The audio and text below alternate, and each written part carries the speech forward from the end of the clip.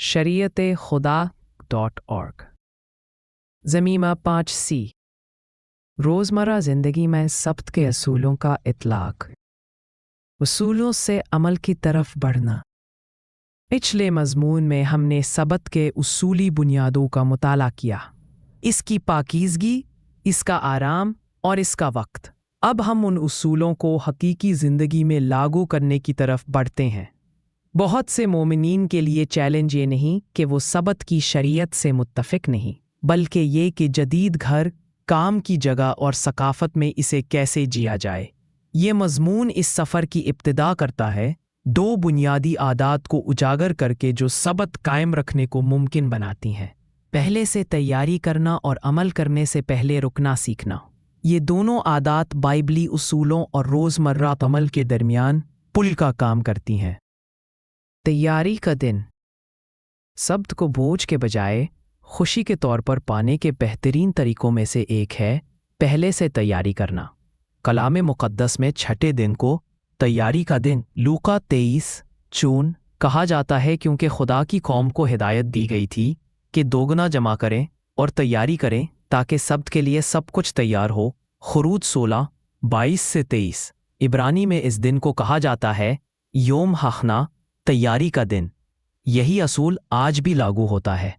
पहले से तैयारी करके आप अपने आप और अपने घर को गैर ज़रूरी कामों से आज़ाद कर लेते हैं जब सब्त शुरू हो जाए। तैयारी के अमली तरीक़े। ये तैयारी सादा और लचकदार हो सकती है, आपके घराने की तरतीब के मुताबिक ढाली जा सकती है। मसलन सूरज ग़ुरूब से पहले घर या कम अज़ कम अहम कमरे साफ़ कर लें ताकि मुक़द्दस औक़ात में किसी को घरेलू काम का दबाव महसूस ना हो।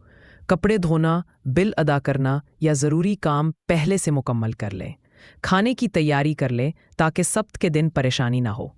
एक बर्तन अलग रख लें जहां गंदे बर्तन जमा किए जा सकें ताकि वो सब्त के बाद धोए जाएं।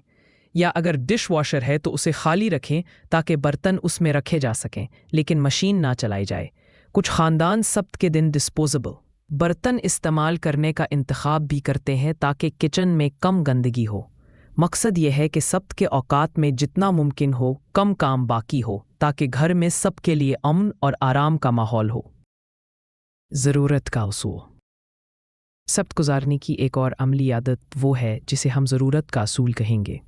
जब भी आप किसी सरगर्मी के बारे में गैर यकीनी हो, ख़ास तौर पर ऐसी चीज़ जो आपकी आम सब्त की रूटीन के बाहर हो, तो ख़ुद से ये सवाल पूछें, क्या ये ज़रूरी है कि मैं आज ये करूं या ये सब्त के बाद तक इंतज़ार कर सकता है। ज़्यादातर औक़ात आपको एहसास होगा कि ये काम इंतज़ार कर सकता है। ये एक सवाल आपके हफ्ते को सुस्त करता है, सूरज ग़रूब से पहले तैयारी की हौसला अफजाई करता है और मुक़द्दस औक़ात को आराम, पाकीज़गी और खुदा के करीब आने के लिए महफूज रखता है। साथ ही ये याद रखना अहम है कि कुछ काम हकीकतन इंतज़ार नहीं कर सकते। रहमत के अमाल, इमरजेंसीज़ और घर वालों की फ़ौरी ज़रूरतें। इस असूल को सोच समझ कर इस्तेमाल करके आप मशक्क़त से रुकने के हुक्म की इज़्ज़त करते हैं, बग़ैर इसके कि सब्त को बोझ बना दे। ज़रूरत के असूल का इतलाक़। ज़रूरत का असूल सादा मगर ताकतवर है क्योंकि ये तकरीबन हर सूरत हाल में काम करता है। फ़र्ज़ करें कि आपको सब्त के दिन एक ख़त या पैकेज मिलता है।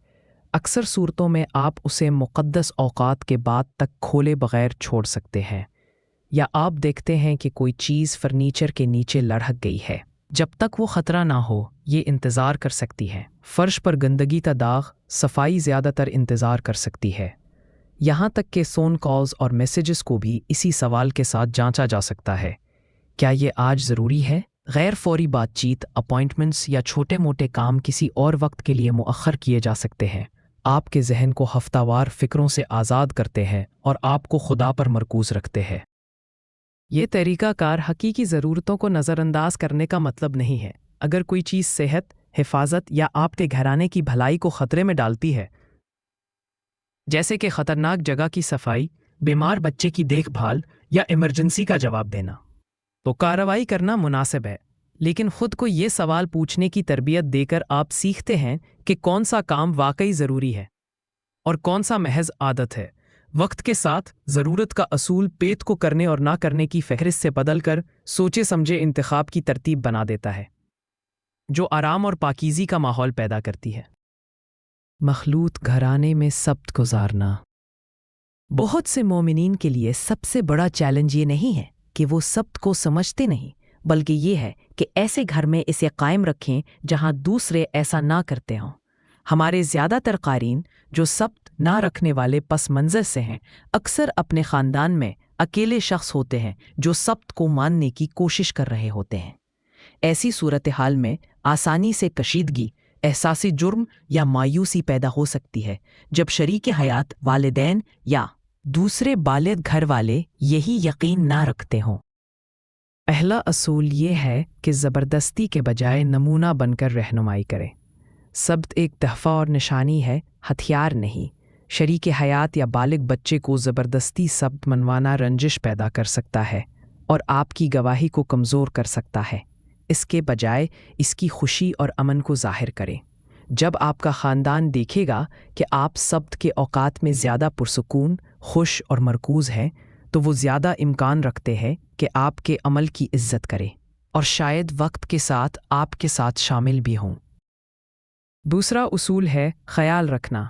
जहाँ मुमकिन हो अपनी तैयारी को इस तरह ढालें कि आपका सब्त रखना घर के दूसरे अफराद पर इजाफ़ी बोझ ना डाले।